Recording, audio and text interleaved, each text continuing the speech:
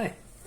So we are going to be talking about my weekly update in terms of books that I've purchased, that I read, and what I'm going to read. So in terms of books that I've purchased, I didn't purchase that much. Well, I didn't purchase anything. I received some. I received the last three novels. I don't know which ones from the Gore, Norman of Gore, John Norman, in the World of Gore. Sorry, which was Players of Gore. You've got Mercenaries of Gore. You've got Dancer of Gore, and finally Renegades of Gore. I've not read these, of course. I only read the first one, but I'm going to read and let's see how it goes. Afterwards, I also received a couple of novels from an author called, you probably heard of it, not the author, but the guy who made the designs, which is Frank Frazetta. Let me just grab. Sorry, the last one. Forgot. I received these four novels. The first one is Frank Frazetta's Death Dealer series, published by Tor, which they were written by James Silk. He didn't do much stuff besides this stuff. We've got the first one, which is Prisoner of the Horn Helmet. As you can see, beautiful Frazetta stuff. We got the second one, book 2, which is Lords of Destruction. The third one, which is Tooth and Claw. All of these are paintings by Frazetta as well. And fourth and last, it's Plague of Knives. Finally, I also received, I don't think I show you, I received a Suntamp edition, which is Boy's Life by Robert McCammon. Like this, Boy's Life. This is a Suntamp edition. I'm going to grab as well the Swan Song, so I'm going to read these in the near future. These ones are signed, you can see here. I'm going to read these in the near future. This is a very beefy book, 600 pages, very good condition, really loving it. Suntamp makes beautiful books with the case and so on, so it's pretty good. Now, in terms of books that I'm reading and so on, so I finish a couple of ones. I finished 2 novels, and which were Roadside Picnic,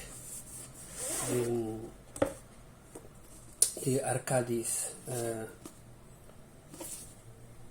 Strugatsky, Arkady and Boris. I didn't enjoy this book. I didn't enjoy the book at all. To be honest, I thought it was outdated.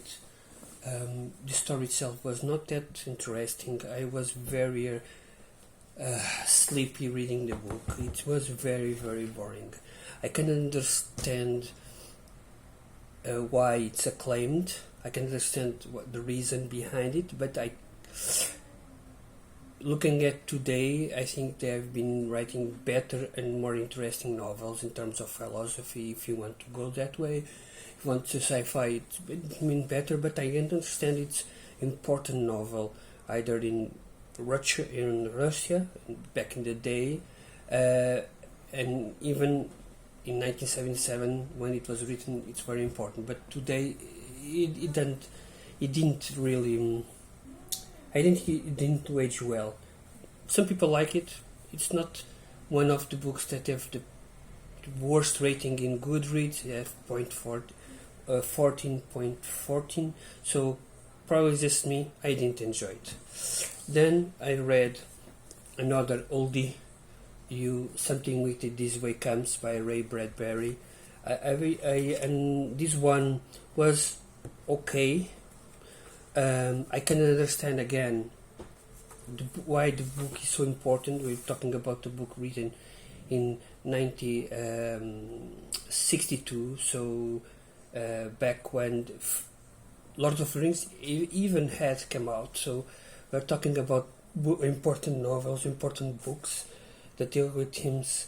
They were, as I said in my Goodreads review, they are without any doubt important books for writers that grew up in those times. So basically, I know that Stephen King loves it, Neil Gaiman, and so on, and I can see that.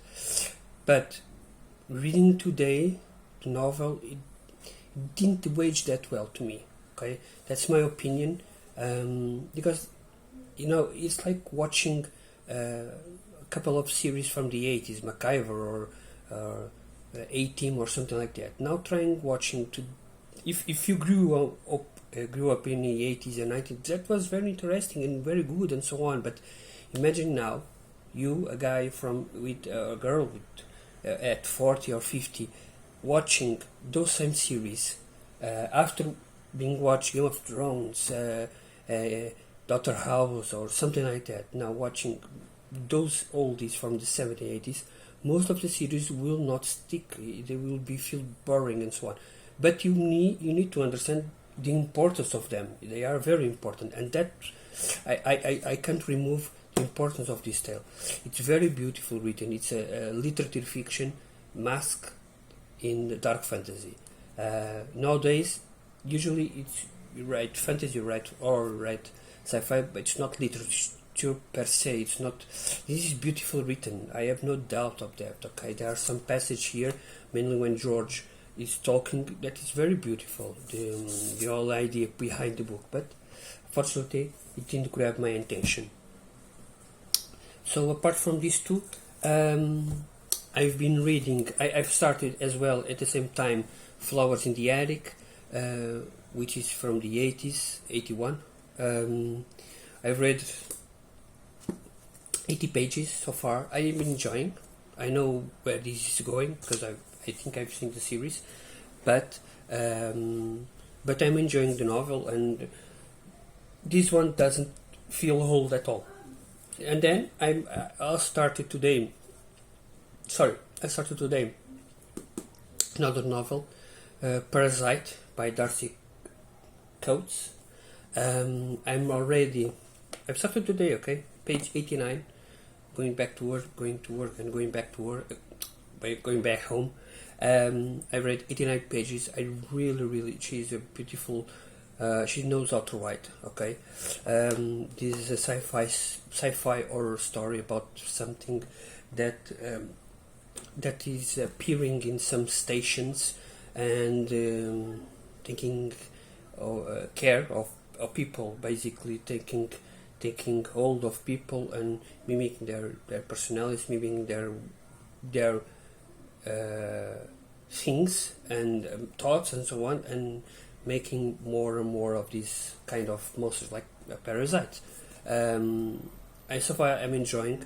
I've seen the complaint about this novel in regards of her, that unfortunately, since this is like, I don't know if she wrote this in one go. I think not. I think she wrote this in several novellas, which can be read in sequential order, and it makes sense because both the novellas says like part 1 station 331, part 2 332, and so on, and each novella is, or each short story, depends on the length, it's different characters, so you may not feel as invested because of it, but so far I'm really enjoying.